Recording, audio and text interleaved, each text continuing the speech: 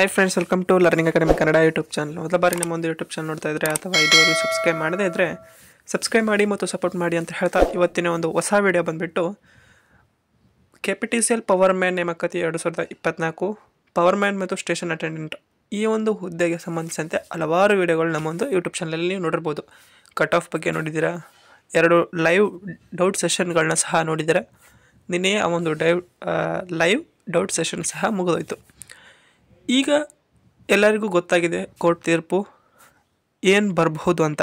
Okay, 30ರಂದು court ತೀರ್ಪು ಬಂದಿಲ್ಲ. ಯಾಕೆ ಬಂದಿಲ್ಲ ಅಂತಂದರೆ ಅಲ್ಲಿ ಸುಮಾರು ಬೇರೆ ಬೇರೆ ಒಂದು ಇಂಪಾರ್ಟೆಂಟ್ ಒಂದು ಕೇಸ್ಗಳಿರ್ತವೆ ಸ್ನೇಹಿತರೆ. ಆ ಒಂದು ಕಾರಣಕ್ಕಾಗಿ ಇದನ್ನು ಅವರು ಯಾವುದೇ ರೀತಿಯಾದಂತಹ ಒಂದು ತೀರ್ಪನ್ನು ನೀಡಿಲ್ಲ. ಅದೇ ರೀತಿಯಾಗಿ ಕೋರ್ಟ್ ತೀರ್ಪು ಎಕ್ಸಾಮ್ ಆಗೋದಿಲ್ಲ ಅಂತ ಕೊಡುತ್ತೆ, ಬಟ್ ಆದರೆ ಅದರಲ್ಲಿ ಒಂದು ಸ್ವಲ್ಪ ಚೇಂಜಸನ್ನು ಕಾಣ್ತೀರಾ ಅಂಥೇಳಿ ಕೆಲವೊಬ್ಬರು ಹೇಳಿದ ಪ್ರಕಾರ. ಅಂತಂದರೆ ಎಕ್ಸಾಂಪಲ್ಲು, ಈಗ ಕೊರೋನಾದವ್ರು ಇರೋ ಕಾರಣಕ್ಕಾಗಿ ಇವರು ಸೆಲೆಕ್ಟ್ ಆಗೋದಿಲ್ಲ ಅಂತ ಅಲ್ಲಿ ಆರೋಪ ಇರುವಂಥದ್ದು. ಓಕೆ, ಅವರು ಏನು ಮಾಡ್ಬೋದು, ಸೆಲೆಕ್ಷನ್ ರೇಷೋ ಏನಿದೆ 1:5 ಇದನ್ನು 1:20ಗೆ ಹೆಚ್ಚು ಮಾಡ್ತಾರಂತೆ. ಇದು ನಿಜನಾ ಅಥವಾ ಅಲ್ವಾ? ಅದೇ ರೀತಿಯಾಗಿ ಸೆಕೆಂಡ್ ಪಾಯಿಂಟ್ ಬಂದುಬಿಟ್ಟು ಫಿಸಿಕಲ್ ಯಾವಾಗ ಅಂಬೋದು ಸುಮಾರು ವಿಡಿಯೋ ನಮ್ಮಲ್ಲೇ ನೋಡಿದ್ದೀರಾ, ಎಲ್ಲರಿಗೂ ಗೊತ್ತಾಗಿರುತ್ತೆ. ನೆಕ್ಸ್ಟ್ ಅದಕ್ಕೆ ಡಾಕ್ಯುಮೆಂಟ್ಸ್ ಬೇಕಾಗ್ತದೆ, ಕೆಲವೊಂದು ಡಾಕ್ಯುಮೆಂಟ್ಸ್ ಒಯ್ಯಬೇಕು ಫಿಸಿಕಲ್ಗೆ. ಏನೆಲ್ಲ ಡಾಕ್ಯುಮೆಂಟ್ಸ್ ಬೇಕು? ಅದೇ ರೀತಿಯಾಗಿ 60-70% ಇದ್ದರೆ ಆಯ್ಕೆ ಆಗಲಿದ್ದಾರೆ. ಯಾಕೆ ಹಾಕಿದೆ ಇದು? 1:20 ರೇಷೋ ಇತ್ತಂದರೆ 60-70% ಅವರು ಆಯ್ಕೆ ಆಗಬಹುದಾ?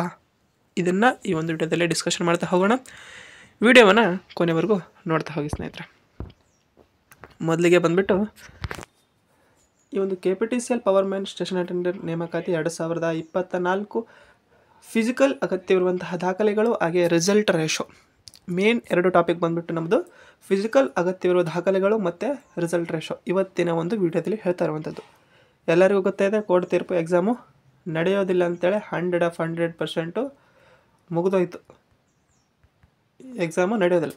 ಓಕೆ, ನೆಕ್ಸ್ಟ್ ಪ್ರೊಸೆಸ್ ಬಂದುಬಿಟ್ಟು ನಾವೆಲ್ಲ ಅಷ್ಟು ಫಿಸಿಕಲ್ಗೆ ಪ್ರಿಪೇರ್ ಆಗಬೇಕು ನಾವು. ಸಚಿವರೆಲ್ಲ ಹೇಳಿದಂತೆ ಫಿಸಿಕಲ್ ಡೇಟ್ ಸಹ ಹೇಳಿದೆ ನಾನು, ಏನಂತೇಳಿ ಏಪ್ರಿಲಲ್ಲಿ ಇರಬಹುದು ಫಿಸಿಕಲ್ಲು. ಅದೇ ರೀತಿಯಾಗಿ ಮಾರ್ಚಲ್ಲಿ ಸಹ, ಮಾರ್ಚ್ ಎಂಡಿಂಗು ಏಪ್ರಿಲ್ ಫಸ್ಟ್ ವೀಕಲ್ಲಿ ನಿಮಗೆ ಫಿಸಿಕಲ್ಲು ಇರಬಹುದು.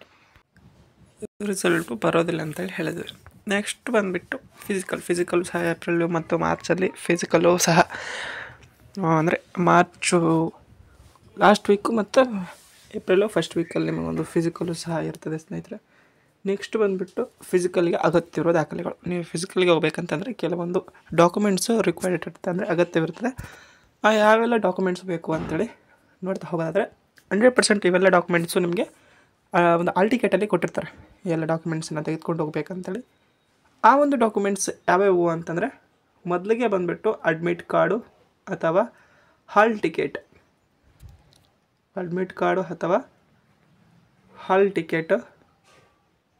ತೆಗೆದುಕೊಂಡು ಹೋಗಬೇಕು. ನೆಕ್ಸ್ಟ್ ಬಂದುಬಿಟ್ಟು ಆಧಾರ್ ಕಾರ್ಡು, ಆನಂತರ ಅಡ್ಮಿಟ್ ಕಾರ್ಡು, ಆಧಾರ್ ಕಾರ್ಡು.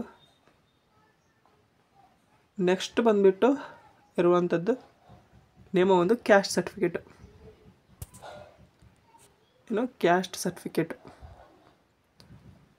ಮತ್ತು ಫೋಟೋ.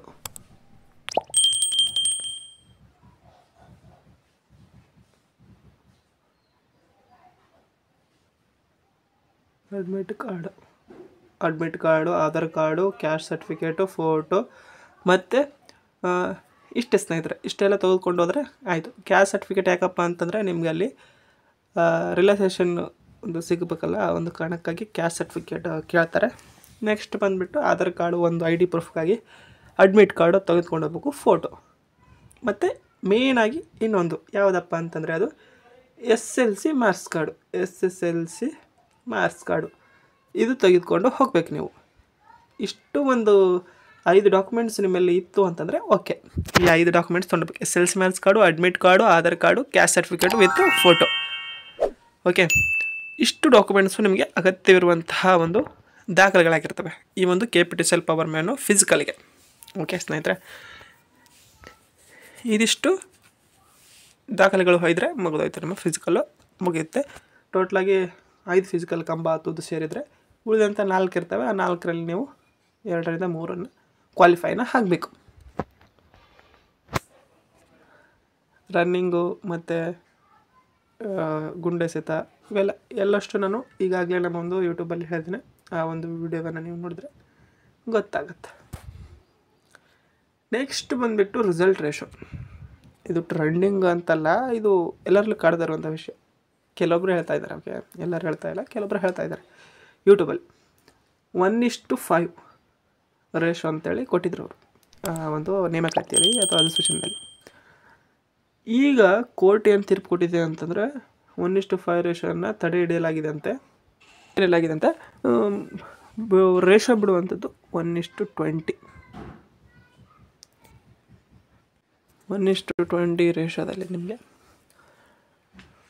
ಫಿಸಿಕಲ್ಗೆ ಕರೀತಾರೆ ಅಂತ ಹೇಳಿದರೆ, ಯಾಕಂತಂದರೆ ಇದು ಜಾಸ್ತಿ ಜನ ಇದಕ್ಕೆ ಸೆಲೆಕ್ಟ್ ಆಗ್ಬೋದು ಅಂಥೇಳಿ ಈ ರೀತಿ ಮಾಡಿರುವಂಥದ್ದಂತೆ.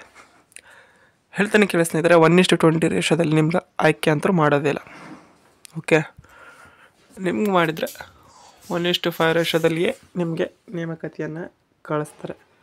1:5 ರೇಷೋದಲ್ಲಿ ನಿಮಗೆ ಆಯ್ಕೆನ ಮಾಡೋದಿಲ್ಲ. ಮಾಡಿದರೂ ಸಹ ಅದು 1:20 ರೇಷೋದಲ್ಲಿ ಮಾಡೋದಿಲ್ಲ, 1:5 ರೇಷೋದಲ್ಲೇ ಮಾಡ್ತಾರೆ.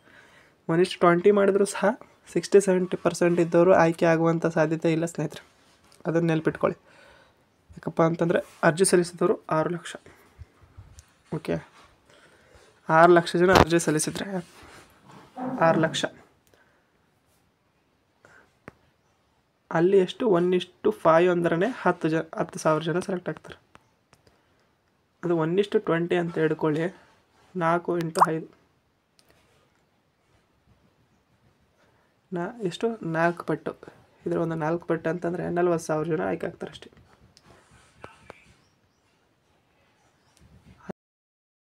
ಕೇವಲ ಒಂದು 10% ಮೆಂಬರ್ಸು ಸಹ ಆಯ್ಕೆ ಆಗೋದಿಲ್ಲ ಫಿಸಿಕಲಿಗೆ. 6 ಲಕ್ಷದಲ್ಲಿ 10% ಮೆಂಬರ್ಸು ಸಹ ಆಯ್ಕೆ ಆಗೋದಿಲ್ಲ. ಆ ಕಾರಣಕ್ಕಾಗಿ 1:20 ತೊಗಲಿ ಎಷ್ಟು ತೊಗಲಿ ನಿಮ್ಮದು ಕಡಿಮೆ ಕಟ್ ಆಫು ಹೋಗೋದಿಲ್ಲ ಸ್ನೇಹಿತರೆ. 1:5 ತೊಗೊಂಡ್ರು ಹೈ ಇರುತ್ತೆ, 1:20 ತೊಗೊಂಡ್ರು ಸಹ ಹೈ ಇರುತ್ತೆ. ಏನು ಅಂದರೆ ಒಂದು 5% ಆ ರೀತಿ ಕಡಿಮೆ ಇರ್ಬೋದು ಅಷ್ಟೇ. 70-60 ಅಂತೂ ಬರೋಕ್ಕೆ ಸಾಧ್ಯನೇ ಇಲ್ಲ. ಈ ಒಂದು UR ಆಗಿರ್ಬೋದು, OBC ಕೆಲವೊಂದು ಕ್ಯಾಟಗರಿಗಳಿವೆಲ್ಲ 70% ಬರೋದೇ ಇಲ್ಲ. ಓಕೆ, 70-60% 1:20 ರೇಷೋ ಆದರೂ ತೊಗೊಳ್ಳಿ, ಏನೋ ತೊಗೊಳ್ಳಿ, ಅಷ್ಟೊಂದವರು ತೆಗೆದುಕೊಳ್ಳೋದಿಲ್ಲ ಅಂತ ಅಂದ್ಕೊಳ್ತೇನೆ. ಇದು ಇವತ್ತಿನ ವಿಡಿಯೋ ಆಗಿತ್ತು ಸ್ನೇಹಿತರೆ. ವಿಡಿಯೋ ಲೈಕ್ ಮಾಡಿ, ಶೇರ್ ಮಾಡಿ, ತಪ್ಪದೆ ಸಬ್ಸ್ಕ್ರೈಬ್ ಮಾಡಿ ಅಂತ ಹೇಳ್ತಾ ವಿಡಿಯೋ ಇಷ್ಟ ಆಗಿ ಧನ್ಯವಾದ. Thanks for watching.